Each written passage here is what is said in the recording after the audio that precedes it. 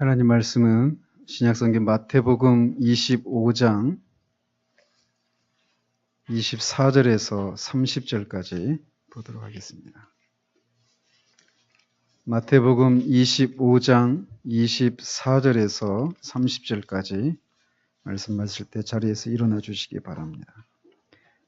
하나님 말씀이 이러합니다. 한 달란트 받았던 자는 와서 이르되 주인이여 당신은 굳은 사람이라 심지 않은 데서 거두고 해치지 않은 데서 모으는 줄을 내가 알았으므로 두려워하여 나가서 당신의 달란트를 땅에 감추어 두었었나이다. 보소서 당신의 것을 가지셨나이다. 그 주인이 대답하여 이르되 악하고 게으른 종아 나는 심지 않은 데서 거두고 해치지 않은 데서 모으는 줄로 네가 알았느냐. 그러면 네가 마땅히 내 돈을 취리하는 자들에게나 맡겼다가 내가 돌아와서 내 원금과 이자를 받게 하였을 것이니라 하고 그에게서 그 한 달란트를 빼앗아 10달란트 가진 자에게 주라. 무릇 있는 자는 받아 풍족하게 되고 없는 자는 그 있는 것까지 빼앗기리라.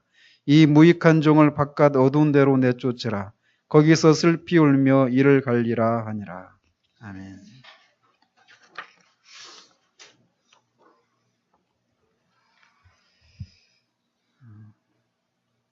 지난주에는 우리가 어떻게 하나님을 영화롭게 할 수 있는가에 대해서 추가적으로 7가지를 말씀을 드렸습니다.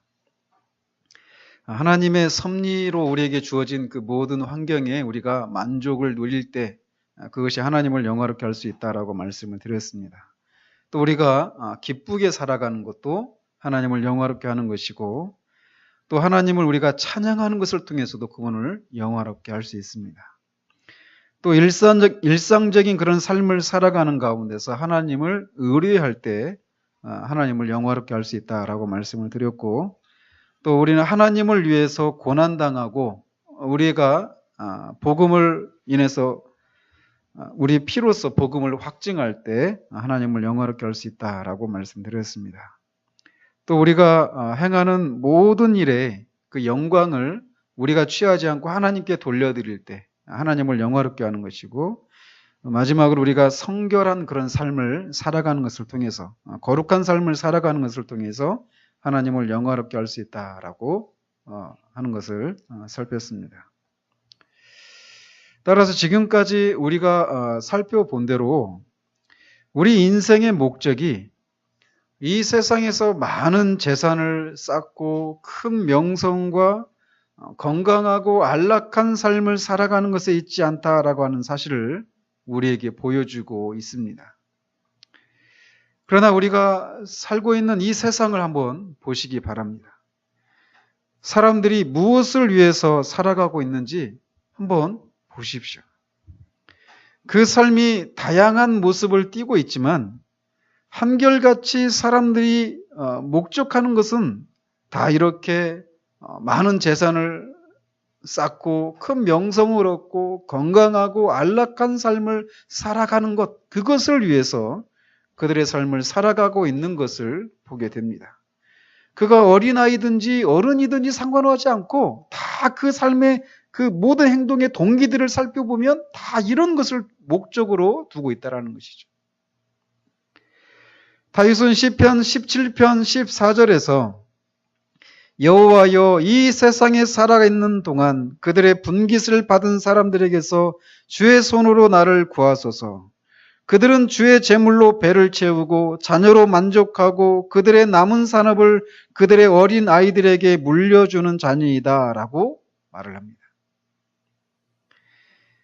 얼마나 이 세상의 사람들의 그 삶의 목적을 얼마나 잘 요약해서 함축적으로 이렇게 말을 하고 있는지 모르겠습니다. 세상의 대부분의 사람들은 모두 이런 목적으로 삶을 살아갑니다. 자신의 배를 채우고 자기 자녀들에게 산업을 넘겨주고 그것을 자녀들로 만족하고 그 남은 산업을 그들의 어린 자녀들에게 물려주는 것, 그것을 위해서 살아간다라는 것이죠. 그래서 자신의 배를 채울 재산이 없고 자녀들에게 물려줄 재산도 없이 생을 마감하게 되면 그는 실패한 인생이다라고 이 세상은 규정을 합니다. 또 반대로 이 세상에서 자녀들에게도 물려줄 많은 재산을 쌓아놓고 많은 사람들에게 부러움과 인정을 받는 삶을 산 사람들을 성공한 인생이다라고 말을 합니다. 그리고 자신들도 그렇게 성공한 인생을 살았다고 말하면서 생각하면서 우쭐대고 자랑거리로 삼는단 말이죠. 그런데 이렇게 소위 성공한 사람들은 우리 주변을 둘러보면 그렇게 많지가 않습니다. 언제나 산의 정상은 뾰족한 모양을 하고 있는 것처럼 성공이라고 하는 정상에 오른 사람들은 그렇게 많은 사람들이 아니에요. 대다수의 사람들은 그 정상에 오르기를 소원하고 바라기만 할 뿐이지 실상 대부분의 삶을 보면 정상에 오르지 못한 그런 삶을 사는 경우들이 대부분이라는 것이죠. 그렇기 때문에 이렇게 정상에 오른 사람들과 그렇지 못한 자신의 삶을 비교하면서 우울한 삶을 사는 경우들이 많다라는 것입니다. 그러나 성경은 우리 인생의 목적을 이렇게 세상이 추구하는 것이 아니다라고 우리에게 소리쳐 말하고 있습니다. 사람들이 자랑거리로 삼는, 위안거리로 삼는 재산이라고 하는 것이 그의 인생의 마지막 순간에 무슨 의미가 있습니까? 아무도 자신의 그 마지막 그 순간에, 인생의 그 임종을 앞둔 그 마지막 순간에 그가 그렇게 의지하고 자랑했던 재산이라고 하는 것은 아무런 도움을 주지 못합니다. 그가 그렇게 자랑했던 학력이라고 하는 것도 그의 마지막 순간에는 아무런 힘을 발휘하지 못합니다. 그가 그렇게 자신했던 건강, 이 땅에서 안락하게 살았던 그 삶의 내용들, 그런 것들은 그런 기억이 있으면 있을수록 오히려 그 마지막 순간에 그를 더욱더 비참하게 만들 뿐입니다. 내가 어쩌다가 그렇게 건강했는데 내가 왜 이 마지막 순간 이 죽음을 이기지 못하는구나. 이 마지막 순간에 내가 그렇게 자랑했던 학력이라고 하는 것이 아무런 도움을 발휘하지 못하는구나. 안락하게 살았던 그 행복한 삶의 기억들이 여전히 내 안에 남아있는데 이 죽음, 그리고 죽음 너머의 삶에 대해서 내가 이 땅에서 누려왔던 그 안락한 삶이라고 하는 것이 아무런 도움이 되지 못하는구나라는 것을 그에게 더 소리쳐 말하면서 그 기억들은 오히려 그를 더욱더 비참하게 만들 뿐이라는 것이죠.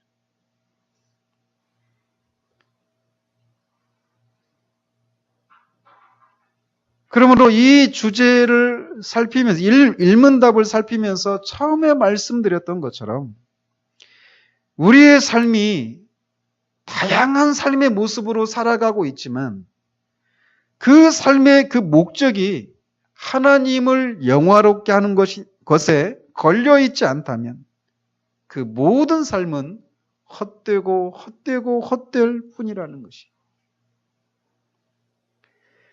전도서 기자가 말하는 것처럼 인생의 그 모든 수고가 바람을 잡으려는 수고에 불과하고 그에게 전혀 유익하지 못한 것이다 라는 것입니다.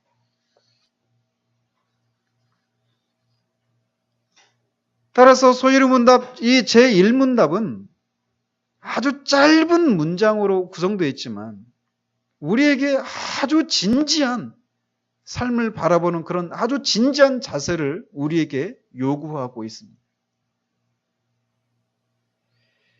그러므로 우리는 그냥 지나가듯이 1문답 끝나고 2문답을 하겠구나 이렇게 하면서 그냥 1문답의 이 주제를 그냥 쓱 흘려버릴 것이 아니라 진지하게 그 질문 앞에 우리 자신을 세울 필요가 있다는 것이.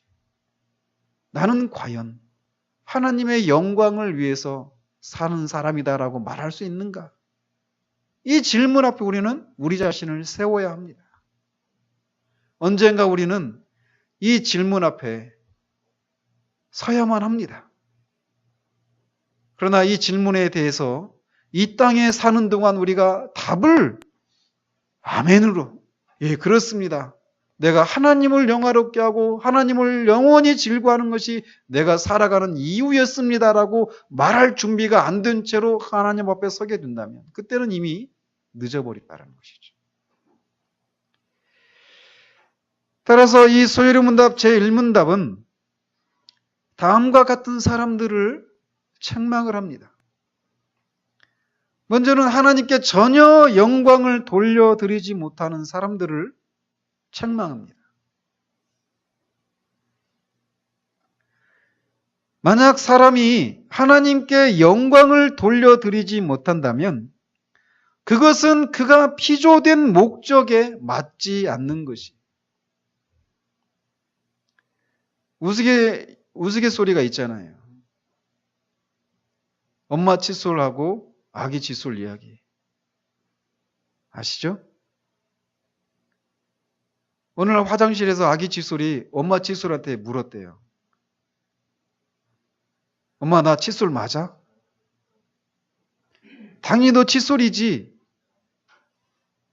근데 그 아기 칫솔이 그렇게 물었다 그러잖아요.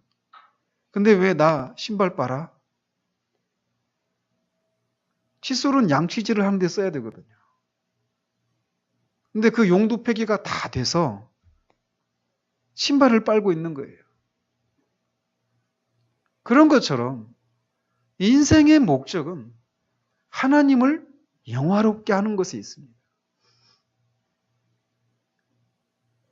그러므로 아무리 이 땅에서 자녀들을 양육하고 자신을 건사하고 이 사회에 유익을 끼치기 위해서 아무리 정말 피나게 애를 쓰면서 성실하게 살았다 하더라도 그 삶의 목적이 하나님을 영화롭게 하기 위한 것에서 나온 것이 아니라면 그 삶은 사람들이 아무리 인정하고 자기 자신도 보람을 느끼고 성취감을 느끼는 그런 삶을 살았다 하더라도 그것이 하나님을 영화롭게 하기 위한 것이라고 하는 이 목적에 걸려 있는 것이 아니라면 그것은 잃어버린 인생에 불과하다라는 거예요. 농부가 밭에 포도나무를 심는 목적은 단 하나입니다. 열매를 얻기 위한 거예요. 포도 열매를 얻기 위해서 포도를 심어 놓는 것이란 말이죠. 근데 만약 포도나무를 심어 놨는데 몇 년이 지나도록 포도가 열매를 맺지 않고 땅만 차지하고 있다면 그 포도나무는 땅만 차지하고 땅을 버리는 것에 불과해요. 그래서 그 농부의 그 모든 수고를 헛되게 하는 것에 불과하단 말이죠. 그래서 이런 삶을 사는 사람에 대해서 우리 찬송가 중에 구주를 생각만 해도 내 마음이 좋거든 그 찬송가를 지었던 성 버나드라고 하는 그 사람이 있는데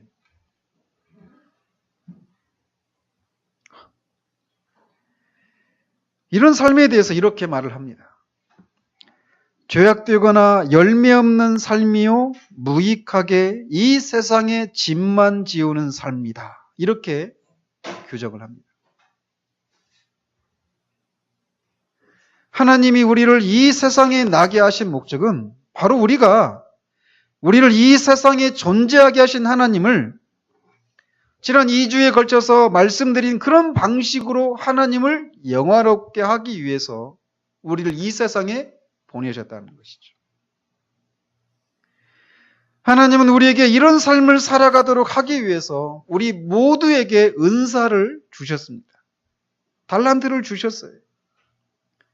그래서 어떤 사람은 5달란트를 우리가 읽었던 본문에 나오는 것처럼 2달란트를 어떤 사람은 1달란트를 받았습니다.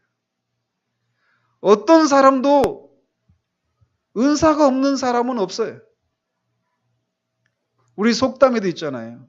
군뱅이도 뒹구는 재주가 있다라고.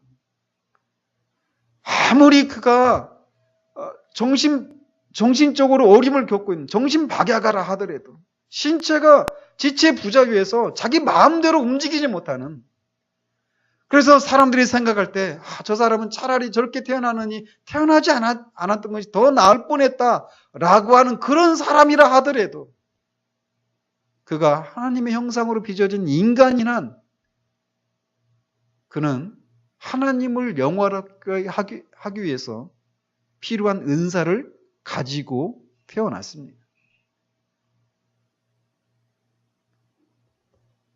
우리에게 주어진 시간을 가지고 있지 않은 사람이 없죠. 다 우리는 날마다 우리에게 시간을 주십니다.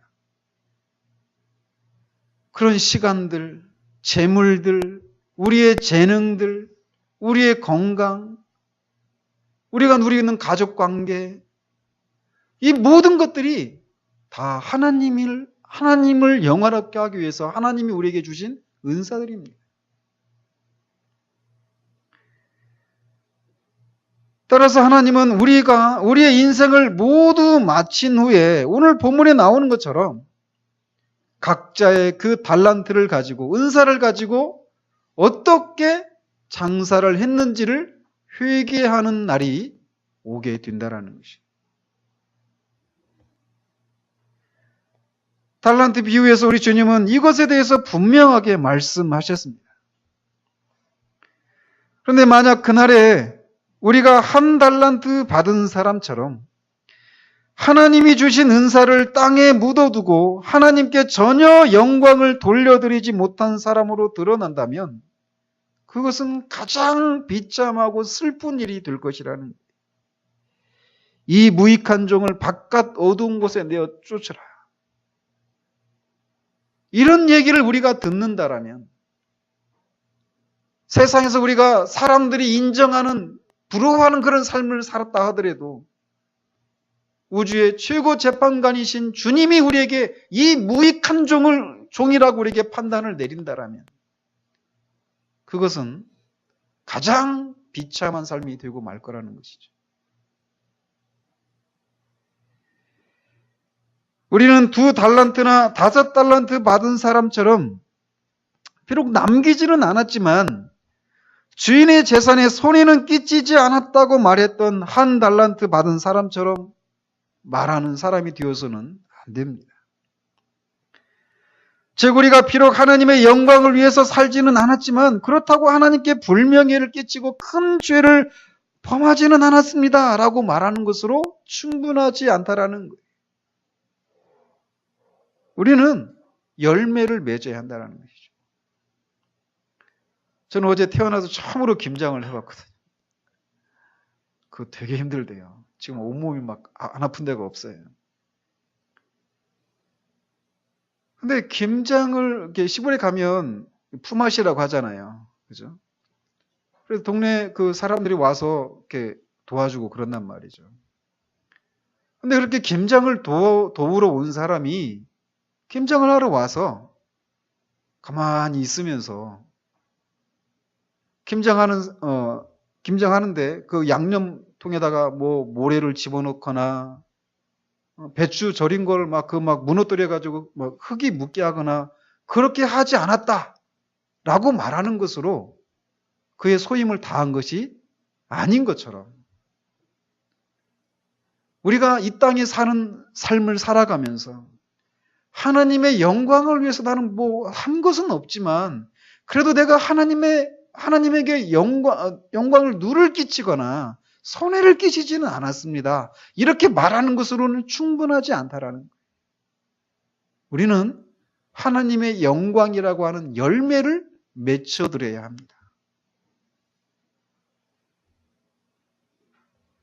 그러므로 우리는 우리 각자의 위치에서 하나님이 주신 것으로 하나님을 영화롭게 하는 삶의 열매들을 맺는 그런 삶을 살아야 돼요. 그런 삶이 아니면 무익한 것이라는 것이죠. 열매를 맺지 못하는 포도나무가 땅을 한 귀퉁이를 차지하고 다른 것이 열매를 맺지 못하게 방해를 하는 것처럼 그런 것처럼 우리의 삶이 그런 삶에 불과한 것이 될 수 있다는 것이. 또 그리고 이 하나님을 영화롭게 하는 것이 인간의 최고의 목적이다라고 하는 이 명제는 하나님의 영광을 도둑질하는 사람들을 책망합니다. 아니, 하나님은 보이지도 않는데 어떻게 하나님의 영광을 우리가 도둑질할 수 있습니까? 이렇게 생각할 수도 있지만 말라기에서는 이런 질문을 하는 사람들에게 하나님께서 말씀을 하십니다. 사람이 어찌 하나님의 것을 도둑질하겠느냐? 그러나 너희는 나의 것을 도둑질하고도 말하기를 우리가 어떻게 주의 것을 도둑질하였나이까 하는도다. 말라기 3장 8절 이 한국교회에서 굉장히 좋아하는 구절이죠. 특히 목사님들이 말이에요. 11조와 관련된 구절이거든요. 언제가 제가 11조에 대해서 이제 한번 강의를 할 필요가 이제 마태복음 강의를 하는 중에 할까 지금 생각하고 있는데 뭐 그게 시간이 늦어진다면 여러분들이 그 말씀을 받을 만한 그런 때다 싶을 때 이 주제를 가지고 설교를 할까 생각합니다. 어쨌든 이 말씀을 통해서 하나님은 이 땅에 살아가는 사람이 하늘에 계시고 보이지 않는 하나님의 것을 도둑질할 수 있다라고 말씀하고 계셔요. 특별히 하나님의 영광과 관련해서 사람들이 하나님의 영광을 도둑질하는 것은 크게 두 가지로 나타납니다. 하나는 이 세상에서 사람들이 이룬 성취를 자신의 힘과 재능으로 생각하는 것을 통해서 하나님의 영광을 도둑질합니다. 자신이 지금 세상이 그렇잖아요. 좋은 대학에 가서 좋은 직장에 들어가서 많은 재산을 쌓고 또 건강한 삶을 누리고 그런 삶을 살아갈 때 사람들은 그런 삶을 살아가고 있는 사람을 주목합니다. 그리고 그 당사자도 내가 이렇게 애를 써서 이런 성과를 이루었다라고 자랑을 합니다. 그래서 모세는 이스라엘 백성들이 가나안 땅에 들어가서 먹고 배부르고 각종 재산이 늘어나게 되면 그들의 마음이 교만해져서 여호와 하나님을 잊을까 봐 이렇게 경고를 했습니다. 즉, 이 모든 것들을 자신의 힘과 능력으로 얻었다라고 생각할까 두려워서 모세가 이렇게 경고를 했어요. 네 하나님 여호와를 기억하라. 그가 너에게 재물 얻을 능력을 주셨음이라. 이렇게 말을 합니다. 공부를 다른 사람보다 잘하고 똑똑한 거, 그걸 우리는 자랑합니다. 근데 그것을 누가 주셨습니까? 성경은 하나님이 주셨다라고 말을 해요. 다른 사람보다 뭐라도 좀 더 나은 것을 우리는 얼마나 우리 자신의 노력과 힘으로 얻은 것으로 생각하고 얼마나 교만하게 자랑을 하는가라는 거예요. 그렇지 못한 사람들을 무시하고 그들보다 나은 우리 자신을 높게 생각하고 우쭐대는 그런 마음이 우리 가운데 있다란 말이죠. 그런 것이 바로 하나님의 영광을 도둑질하는 것일 수 있다는 것입니다.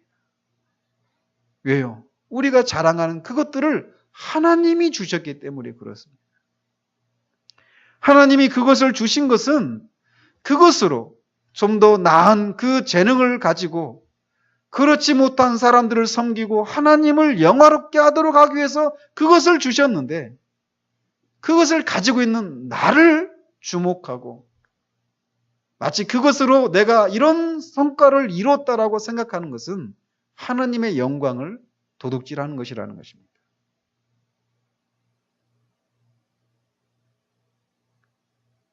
저는 회사 다닐 때 운수이가 그걸 잘 알죠. 매달 마감을 했어요. 그러니까 매달 하는 일이니까 며칠째까지 뭘 하고 이런 것이 그냥 다 머릿속에 잡혀 있죠. 그리고 몇 달 동안, 아니 몇 년 동안 해왔기 때문에 그 일을 하는데 아무런 문제가 없었습니다. 그냥 하면 돼요. 근데 어느 달인가 정말 막 제가 너무나 답답할 정도로 그렇게 매달 이렇게 해왔던 그 일상적인 일이 도무지 생각이 안 나는 거예요. 처음 하는 것도 아니고 한두 번 한 것도 아니었어요. 이미 수십 번을 해왔던 일인데 갑자기 생각이 안 나는 겁니다. 마감 날짜는 착착 다가오는데 말이에요. 그때 깨닫게 한 게 그거예요. 아, 이것마저도 하나님이 붙들어 주셔야만 하는구나. 그걸 깨닫고 그 뒤부터는 직장에 가면 항상 기도하고 하나님 앞에 일을 시작합니다. 내가 할 수 있다고 하는 이것도 하나님이 붙들어 주시지 않으면 안 된다라는 거예요.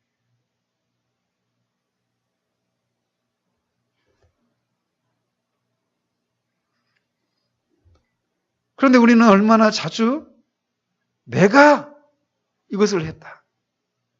내 능력으로, 내 힘으로 이것을 했다라고 생각을 하는 경향들이 많은가라는 거예요. 그러나 그것은 하나님이 주신 것입니다. 그러므로 그것을 가지고 우리가 무엇인가 했다라면 그것을 통해서 우리가 사람들로부터 받는 칭찬은 하나님께 돌려줘야 될 것이라는 것이.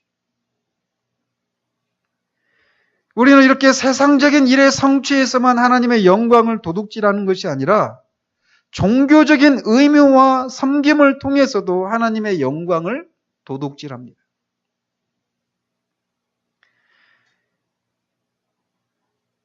특별히 저와 같은 위치에 있는 사람들이 그러기가 쉬워요. 그런 위험에 너무나 많이 노출되어 있고 저는 이것이 얼마나 큰 시험인지 모릅니다.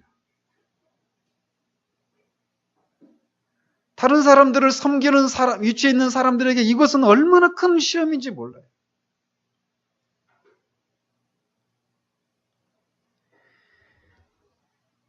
그런데 그래서 많은 경우에 이런 종교적인 의무를 수행하는 과정을 통해서 어떤 성취를 이루어냈을 때 그것이 마치 자신의 그런 탁월함과 자신의 성실함과 충성됨으로 그것을 이루어낸 것처럼 사람들로부터 받는 칭찬과 영광을 당연하게 생각하는, 그리고 그것을 알아주지 않는 사람들에게 서운한 마음을 갖고 우울해하는 그런 일들을 얼마나 많이 하는가라는 것입니다. 휘필드는 사람들로 하여금 휘필드는 있게 하라라고 말하며 마지막을 맞았다고 합니다.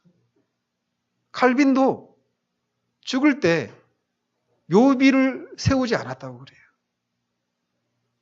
일반 사람들이 묻히는 그 공동묘지에 이렇게 묻혀서 칼빈의 묘지가 있다라고 추정되는 그 장소가 있는데 그냥 이게 칼빈의 묘일 거다 이렇게 추정을 한다고 합니다.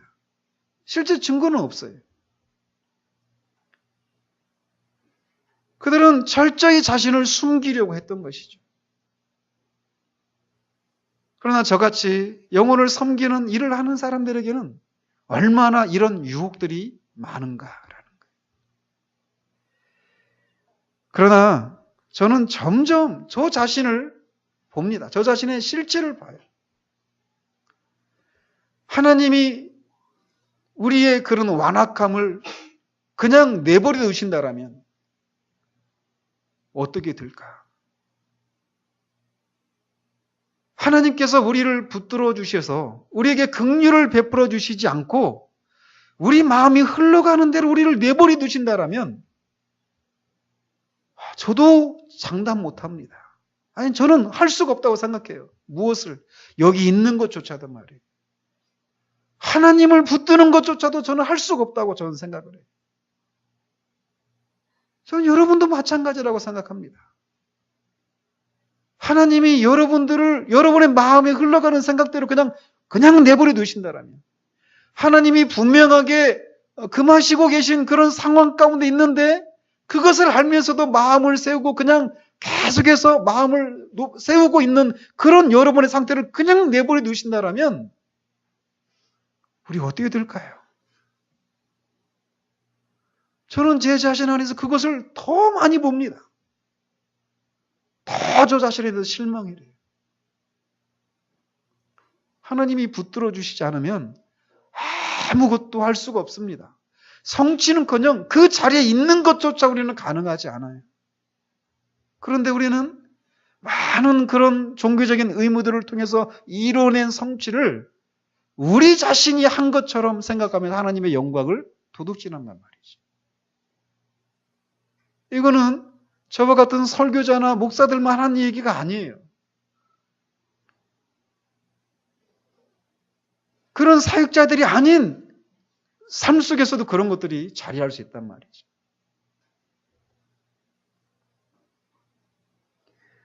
제가 그 전에 다니던 교회에서 목사님이 하신 얘기예요. 목사님이 개척을 하셨는데 그 교인 중에 이제 외부에서 온 권사님이 계셨나 봐요. 근데 말씀을 듣는 게 너무 아무튼 그 목사님을 힘들게 했어요. 그러니까 말씀을 듣는 태도만을 말하는 게 아니라 그러니까 마음을 세우고 말씀을 듣는 거죠.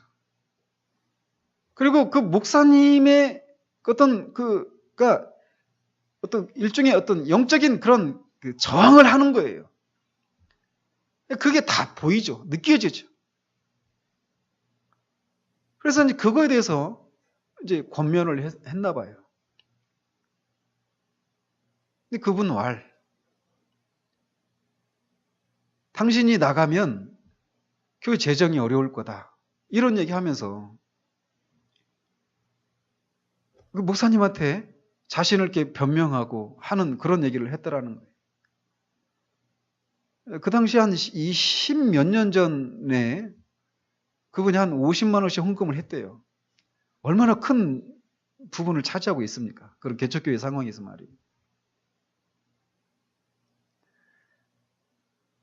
근데 그런 재능을 하나님이 그 건강을 붙들어 주시지 않는다면, 하나님이 그 사업장을 틀어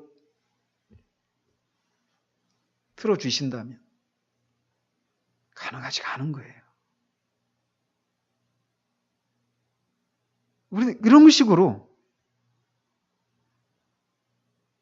하나님의 일을, 하나님 나라의 일들을 우리가 하면서 하나님이 우리를 붙들어 주시고 하나님이 우리에게 은혜와 재능을 주셔서 가능했던 일들을 마치 자신이 한 것처럼 생각하는 경향들이 우리 가운데 있다는 것이죠. 그러나 기억하십시오. 하나님은 돌들로도 하나님을 찬양할 자들을 만드실 수 있는 분이셔요. 그 하나님이 우리에게 하나님을 섬길 수 있는 기회를 주셨다는 것 그 자체가 은혜인데 마치 내가 안 하면 하나님이 손해보겠지. 천만의 말씀입니다. 하나님은 스스로 계시는 분이십니다. 하나님은 돌들로도 하나님을 찬양할 자들을 만드실 수 있는 그런 분이셔요. 우리는 그분이 붙드실 때만 존재의 의미가 가능하고 존재의 의미가 있는 존재들이에요. 그분이 우리를 붙드시는 손을 놓아버리신다면 우리가 무엇을 할 수 있겠습니까?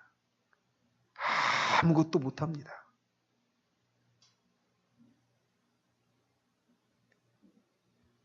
인간의 목적이 하나님을 영화롭게 하는 것에 있다라고 하는 이 주제는 이렇게 하나님의 영광을 도둑질하는 사람들을 책망합니다. 마지막으로 이 주제는 하나님의 영광에 대항하는 자들을 책망합니다. 주님은 주님을 따르지 않는 사람들이 귀신을 쫓는 것을 보고 주님의 제자들이 그것을 우리와 함께 하지 않기 때문에 말렸다라고 하는 얘기를 들었을 때 그렇게 하지 말라고 말씀하십니다. 그러면서 이렇게 말씀하셨어요. 우리를 반대하지 않는 자들은 우리를 위하는 자들이니라 이렇게 말을 했습니다. 그러니까 우리를 반대하는 자들은 우리를 위하는 자들이 아니라 우리를 대항하는 자들 이렇게 적용할 수도 있겠잖아요. 그죠? 그런 것처럼 하나님의 영광을 높이는 일을 방해하는 사람들은 하나님의 영광에 대항하여 싸우는 사람들이다라고 말을 할 수 있습니다. 얼마나 무서운 개념입니까? 하나님의 영광에 대항해서 싸운다. 특별히 하나님의 말씀을 선포하는 것은 그를 높이는 굉장히 높은 수단입니다. 따라서 하나님의 말씀을 선포하는 일을 방해하는 것은 하나님의 영광에 대항하여 싸우는 것이다라고 토마스 그디는 말을 합니다. 청교도들은 예배 때 사람들이 졸지 못하도록 통로를 오가면서 일종의 막대기 같은 것으로 사람들을 꾹꾹 찌르면서 잠을 못 자게 하는 그런 사람이 있었습니다. 우리 그렇게 한번 해볼까요? 한 사람 세워서 긴 막대기에다가 권투글러브 딱 권투장갑 끼워가지고 아프지 않게 툭툭 치면서. 개혁교회 그 설교단의 특징을 한번 여러분이 인터넷에서 한번 찾아보십시오. 이 종교개혁자들은 하나님의 말씀을 선포하는 것은 하나님을 높이는 가장 높은 수단이라고 생각을 했어요. 왜일까요? 하나님의 말씀을 선포하는 것을 통해서 하나님을 믿지 않는 자들, 대적하는 자들이 그 말씀에 승복하고 하나님을 찬양하고 하나님을 영화롭게 하는 그런 사람으로 변화되는 수단이 무엇이냐면 말씀이었기 때문에 그래요. 그렇기 때문에 말씀을 선포하는 것을 방해하는 것은 그 하나님을 대적하는 사람을 하나님을 영화롭게 하는 그 일을 방해하는 것이 된다는 것이죠. 그래서 이 일을 결코 작게 여기지 않았습니다. 그래서 그 말씀에 차지하는 그 위치를 상징적으로도 보여주기 위해서 말씀 강대상이 굉장히 높은 곳에 있었습니다. 그 교회에서 가장 높은 곳에 강대상을 홀로 설교자만 들어갈 수 있도록 이렇게 둥그렇게 이렇게 해놔가지고 계단으로 올라가서 말씀을 선포하도록 했어요. 우리는 강대상이 높으면 목 아파요 막 얘기하죠. 개혁교회 그 정신이 그렇습니다. 말씀이 차지하는 위치를 그런 식으로 상징적으로 보여줬어요.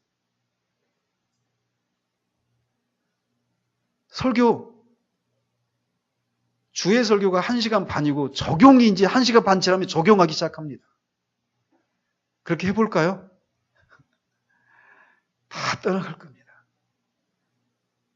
우리는 말씀이 하나님의 생각을 하지 못합니다.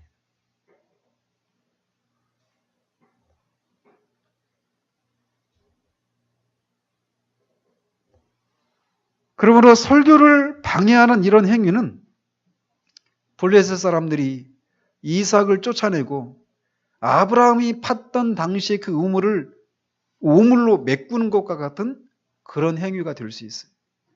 말씀을 통해서 믿지 않는 자들, 죽은 자들이 살아날 수 있도록 하는 그 생수를 그들이 못 마시게 하는 것이고, 살아난 자들이 그 말씀을 통해서 영혼의 생수를 얻고 힘을 얻을 수 있도록 그렇게 말씀이 선포되어져 있는데 그것을 방해하는 것을 통해서 그 생수를 못 마시게 하는 그런 행위가 되기 때문에 말씀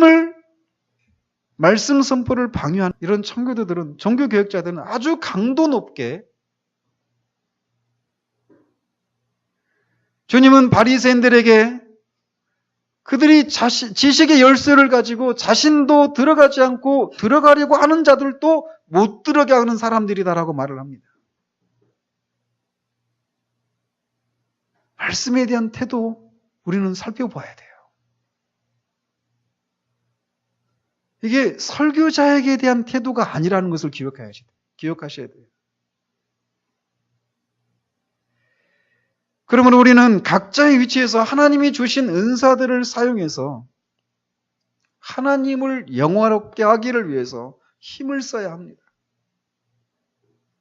목사인 저는 목사로서, 가정주부인 여러분들 중에 가정주부인 분들은 가정주부로서, 또 가장인 분들은 가장으로서 자녀들이 다 하나님을 영화롭게 하고 그들의 삶을 통해서 그들의 삶의 목적이 하나님을 영화롭게 하는 것에 있다라고 하는 것을 알고 그렇게 살기를 위해서 권면하는 일들을 열심을 내야 돼요. 나중에 그 모든 것을 회개할 날이 옵니다. 우리의 가정이 그렇게 하나님 앞에 회개할 때 너의 가정을 통해서 내가 너에게 가정을 이루도록 했는데 너의 가정을 통해서 나를 영화롭게 하는 어떤 열매를 맺었느냐고 하나님이 회개하시는 날이 온다라는 거예요. 너에게 준 그 재능을 가지고 어떻게 나를 영화롭게 하는 삶을 살았는지 물으시는 날이 온다라는 것입니다.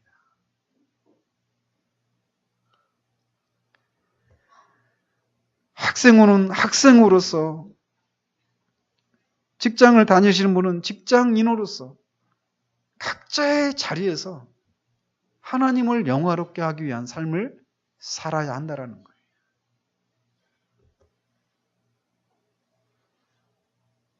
이런 얘기를 하면 하나님을 영화롭게 하는 것이 인간의 존재의 목적입니다. 그리고 하나님을 영화롭게 하기 위해서는 이렇게 해야 됩니다. 이런 얘기를 들었을 때 어떤 분들은 마음에 힘들어하는 분들이 계실 수도 있어요.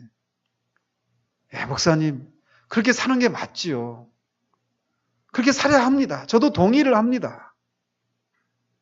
근데 힘들어요. 이렇게 항의를 하시는 분이 계실지도 몰라요. 어떻게 날마다 실패하는데 이런 제가 어떻게 하나님을 영화롭게 할 수 있겠습니까? 라고 말할지도 몰라요. 그러나 기억하십시오. 우리가 하나님을 영화롭게 하는 것은 우리의 그 모든 삶이 완전하고 완전하신 하나님이 받으시기에 아무런 부족함이 없는 그런 삶이어서 하나님이 우리를 받으시는 것이 아니라는 것입니다. 우리는 우리 자신을 살펴보십시오. 우리는 불순한 동기들, 불순한 목적들, 온전하지 못한 그런 행동들, 이런 것들로 뒤범벅이 되어 있습니다. 근데 완전하신 하나님 앞에, 또 그 완전하신 하나님 앞에 불완전하고 부족하기 짝이 없는, 아니 심지어는 불결하기까지 한 그런 우리들 사이에 유일한 중보자 되신 우리 주 예수 그리스도가 계시다라는 거예요. 그분은 하나님과 우리 사이의 중보자가 되셔서 우리를 죄 없는 사람으로 여겨줄 수 있도록 그렇게 중보하시는 일을 하실 뿐만 아니라 우리의 부족하고 불결하기까지 한 그 섬김을, 그 불완전하기 짝이 없는 그 섬김을 하나님이 보시기에 향기롭고 완전한 그런 섬김으로 여겨주실 수 있도록 하나님과 우리 사이에서 중보하신다라는 것입니다. 하나님은 그리스도를 통해서 우리를 바라보십니다. 그래서 우리는 우리 자신도 찾아내지 못하는 내 안에 무슨 선한 것이 있는가? 근데 하나님은 그리스도라고 하는 현묘경을 통해서 우리도 찾아내지 못한 그 선한 것들을 하나님은 찾아내신다라는 거예요. 거기에 우리의 소망이 있습니다. 그러므로 이 질문 앞에 다시금 여러분이 진지하게 서십시오. 세상에서는 우리가 비록 세상이 부러워할 만한 그런 삶을 살지 못할 수도 있습니다. 저번 주인가 이번 주인가 어떤 글을 하나 읽은 게 있는데, 딸이 한 30대 이제 들어가는, 졸업하고 이제 직장에, 사회에 딱 들어간 그런 딸을 둔 이제 어머니가 쓴 글이에요. 내용은 이래요. 자기 또래 이제 엄마들이 있는데 자기 딸 또래 그 아이들과 자기 딸을 이렇게 비교하는데 이제 점점 사회에서 차이가 나기 시작하는 거예요. 그러니까 자기 딸은 뭐 그래도 직장을 갖고 사회생활을 하고는 있지만 자기 그 아는 사람의 그 딸은 이제 31인가 이렇게 됐는데 벌써 사회에서 기반을 잡고 오피스텔을 자기가 자기 힘으로 사가지고 그 오피스텔에서 나오는 월세를 자기 어머니가 받아 쓰도록 용돈으로. 그런 딸과 자기 딸을 비교하면서 마음에서 회한이 밀려오는 거예요. 왜 그런 생각을 하느냐? 중학교 때인가 고등학교 때인가 자기가 사는 동네가 서울하고 인접한 그런 동네랍니다. 경기도예요, 소속은. 어딘지는 모르겠어요. 근데 이제 자기 동네에 사는 사람들이 한결같이 소위 이제 아이들을 좋은 학교 보내려고 위장 전입을 이제 일반 다반사처럼 이렇게 했다라는 거예요. 전입이 뭔지 아시죠? 근데 본인은 그렇게 하는 것은 불법이다. 그렇게 하면서 자기 자녀를 위장 전입을 시키지 않고 거기에서 이제 학교를 나오게 하고 졸업을 시킨 거예요. 근데 시간이 한 10여 년이 흐르고 나서 보니까 그런 차이가 나더라는 것이죠. 그러면서 나는 왜 그렇게 고지식하게 좀 그렇게 법을 어겨가면서 아이들을 그렇게 공부시키지 않고 융통성을 발휘해서 그렇게 하지 않고 왜 그렇게 고지식하게 했을까? 이렇게 하면서 후회하는 듯한 그런 글을 쓴 거를 읽은 적이 있어요. 여러분들 중에도 지금 현재 여러분들의 삶을 보면서 내가 젊었을 때 조금 더 요즘 젊은이들 말로 스펙을 쌓고 조금 더 공부를 열심히 하고 조금 더 나은 그런 삶을 위해서 준비하는 그런 삶을 살았더라면 이런 생각이 밀려오는 분이 계실 수도 있어요. 그래서 자기가 다른 사람에 비해서 뒤처져 있는 것 같은 그런 모습을 보면서 회한이 빠져 있는 분이 계실 수 있습니다. 그런데 기억하십시오.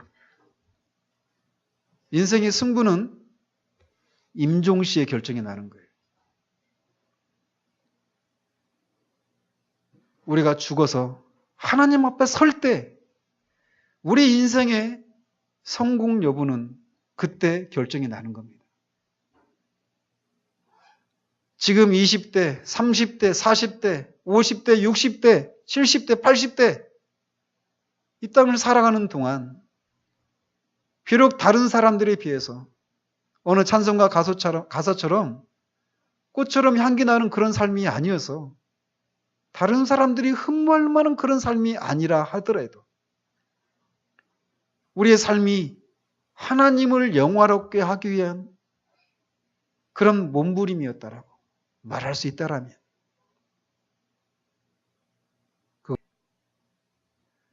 따라서 하나님을 영화롭게 하는 이 삶은 믿음을 요구합니다. 믿음으로 사는 거예요. 아이들을 키우는 거, 그 결말이 지금 당장 결말이 안 나잖아요. 한 달, 1년, 10년 살아도 아이들의 그 아이들을 어떻게 키울 것인가에 대한 그 결론이 바로 그 순간에 결정이 안 나요. 그런 것처럼 우리 인생의 성공 여부도 마지막 순간에 결정이 나는 겁니다. 그래서 사람들이 믿음으로 어떻게 될지도 모르는 그 삶을 믿음으로 사느니 오늘 현재 내게 당장 주어지는 이런 삶 속에서 내게 주어지는 그런 성공을 맛보면서 살아가는 거예요. 그래서 이 길은 외롭습니다. 많은 사람들이 같이 길을 나섰다가 가요. 그리고 우리가 바라볼 때 그들은 우리보다 더 나은 삶을 사는 것 같고, 나는 왜 그 인생의 순간에 왜 하나님을 영화롭게 위해서 하나님을 더 알려고 하나님의 뜻대로 살려고 하는 이런 삶에 집착하면서 더 그런 인생의 성공의 기회를 얻기 위해서 시간을 쓰지 않았던가, 이런 후회가 밀려올 수도 있습니다. 그러나 그 순간순간마다 우리의 삶의 순간을 통해서 하나님을 영화롭게 하는 그 길을 가려고 하는 삶이었다면, 하나님은 우리의 인생을 회개하시는 그 마지막 순간에 착하고 충성된 종아라고 우리에게 말씀하실 것입니다. 하나님을 영화롭게 하는 자들을, 하나님은 그 사람들을 영화롭게 하실 것입니다. 지금은 우리가 세상이 우리를 주목하는 그런 사람이 아닐 수 있어요. 그리고 때로는 정말 넘어지기도 하고, 계속 넘어졌다 회복하고 넘어졌다 회복하고, 어떤 때는 더 뒤로 막 물러간 것 같은 그런 삶을 살아가고 있는 것에 불과할 수도 있습니다. 그러나 하나님이 우리에게 누구야? 내가 그래도 다시 너에게 인생의 기회가 주어진다 하더라도 나를 영화롭게 하기 위해서 이런 삶을 살아가겠니라고 묻는다면, 예, 주님, 다시 저에게 이런 삶의 기회를 주신다 하더라도 저는 하나님을 영화롭게 하는 이 삶을 살겠습니다라고 말할 수 있다라면 하나님은 그를 높이실 것입니다. 이 삶은 믿음으로 사는 것입니다. 마라톤입니다. 우리 보기에는 뒤로 물러가고 있는 것 같은 이 시간도 하나님의 섭리 가운데 우리는 하나님의 그 뜻을 이루는 그 지점을 향해서 한치의 착오 없이 착착. 그러므로 기억하십시오. 사람들이 우리를 무엇이라고 말하든지, 또 심지어 우리가 우리 자신에 대해서 무엇이라고 말하든지 중요하지 않습니다. 하나님이 우리를 무엇이라고 말씀하시는 거예요. 우리의 삶이 그 우리의 주인이신 하나님을 영화롭게 하기 위한 것이었다라고 말할 수 있는 삶을 살고 있다면, 고단해도 외로워도 그 길을 계속하십시오. 하나님이 여러분을 높이십니다. 하나님이 여러분을 영화롭게 하실 것입니다. 저를 포함해서 어느 누구도 그 길을 다른 사람의 격려와 도움과 위로가 없이 갈 수 있는 사람은 없습니다. 우리 혼자 가면 다 물러가고 말 사람들이. 그러면 우리는 서로를 세우고 서로를 이끌어주고 밀어주고 위로하고 용기를 불어넣어주면서 이 길을 가야 합니다. 그것을 위해서 우리를 붙여주셨어요. 믿음으로 이 길을 걸어가서 정말 주님이 이 땅에서 수고를 모두 마치고 주님이 우리를 맞이하셨을 때 정말 수고했다. 이제 쉬어라. 내가 창세전부터 너를 위해서 마련한 이 기업을 마음껏 누려라 라고 하실 때, 그때 우리가 그 자리에 있는 우리 모두가 되어지기를 우리 주님의 이름으로 축원드립니다.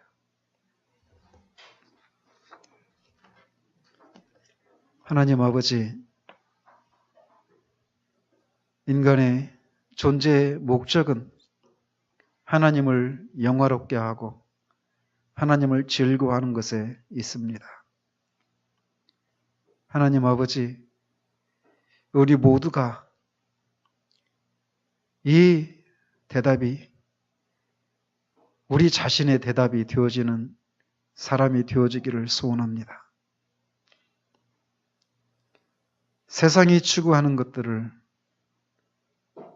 우리도 추구하며 살다가 마지막 결론에 헛되고 무익한 그런 삶에 불과했다라고 하는 그런 평가를 받는 사람들이 우리 중 하나도 없기를 소원합니다.